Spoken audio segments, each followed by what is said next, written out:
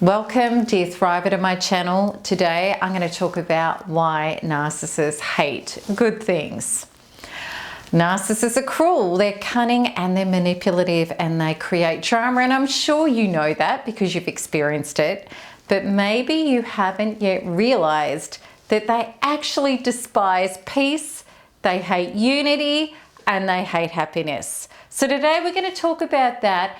And I'm also going to offer you the healing solutions because that's what I do. My stuff is not just about information about narcissists and narcissistic abuse. It's how you can heal for real. And along those lines, I'd really love you to check out my 16-day free course because that's going to help you get a lot of clarity, relief, and start your healing process. All right, so how can somebody not want all the good things in life? Because to us, that really doesn't make sense.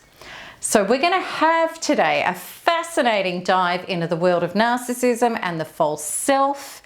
And also too, this is going to give you not just a better understanding of a narcissist and how they operate, but it's also going to grant you information about you and how you can step out of this narcissistic abuse cycle with somebody that you just can't win with. What happens to a narcissist when they're faced with peace, happiness, and unity?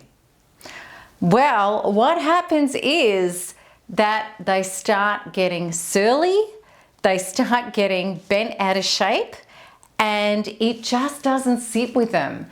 You will feel it. You will feel tension build when there has been a period of peace and there has been happiness and unity. In other words, when things are going well and they're calm. And I'm going to explain it to you. It's actually a cycle of violence. And the cycle of violence is absolutely how narcissists operate, and how they operate is tension builds, there's explosion, there's the abusive experience, and of course it doesn't have to be physical, it can be emotional, it can be mental. And then there's a separation, which can be literal or emotional. Then you come back together, however that happens, and then the tension builds and it happens over and over and over again. And that's toxic relationships. The toxic relationship with a narcissist is things are never resolved. You keep going back over the same ground and the cycles get more abusive and they usually start to happen more frequently. So when does the explosion happen? It happens after a period of when you think everything's okay. You may feel loved up again, you may feel understood, you may feel like you're sharing some peace, some unity, some happiness, and some love, some togetherness. So why is this happening?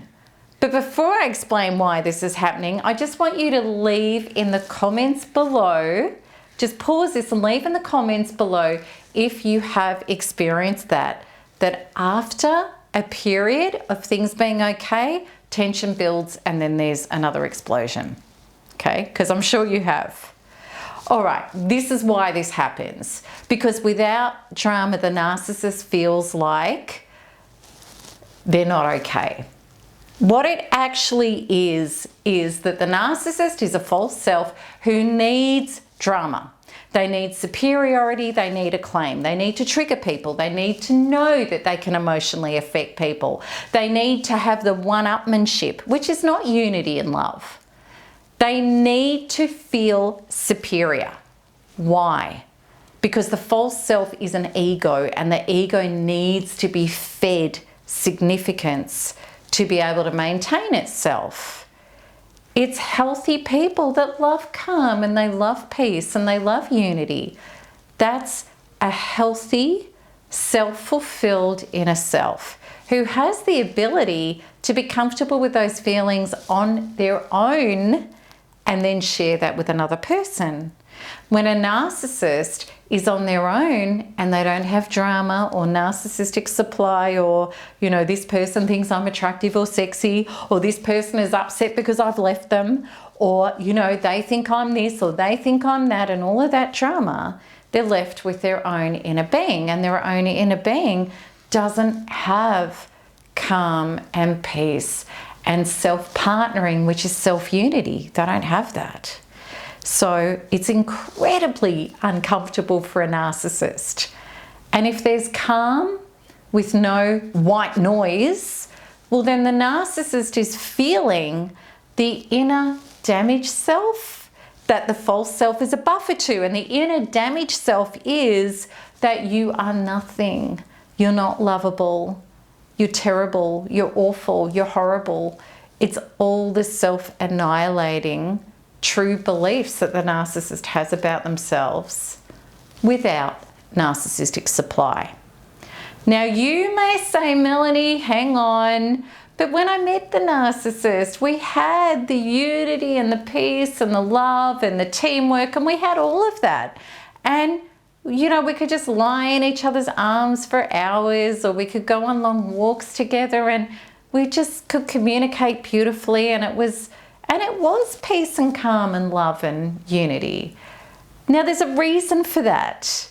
Because at the start of the relationship, the narcissist has told themselves that you are the best thing out. You're the best looking, you're the most intelligent, you're the most successful, you're this. They've put you on a pedestal, which is idealization. And that's narcissistic supply. So in their own mind, they're high on the drug of idolizing you, which is what narcissistic supply is all about. Because to a narcissist, it's either high or it's low. And if they're low, they're chasing drama, and then they get high again. All right, so what's the battle in all of this? Because I know that you want unity and peace and love and truth, even though maybe it's been really rare for you. I know that those things are your goal. So what's the battle here? What do you think it would be? I'm going to explain. I'm going to tell you what it is. The battle is that you want them to be what you want. And it's absolutely normal because, of course, we all want peace, happiness, and unity in any relationship in your life. Even if it's been problematic, it's what you want. You want to reach solutions with people. You want to have the hiccups that all relationships have, but then reach solution and then improve the relationship. You want to be able to get along. You want to be able to solve relationship issues. That's normal. But does it shock you to understand that a narcissist actually doesn't want that? They don't want that. They want the combat. They want the battle. They want the drama. They feel so horrible in their inner being about themselves. They want to project it out onto somebody else and blame them and fight with them and get angry with them and punish them. They need that to sustain themselves. And a narcissist could not care less about whether you're arguing about two flies going up the wall. Because you might be in an argument with them and you're like, well, stay on the topic and we need to resolve this and I want a solution to this. The narcissist doesn't care what you're arguing about. He or she wants to trigger you. And of course you don't want to be triggered. Being triggered's horrible.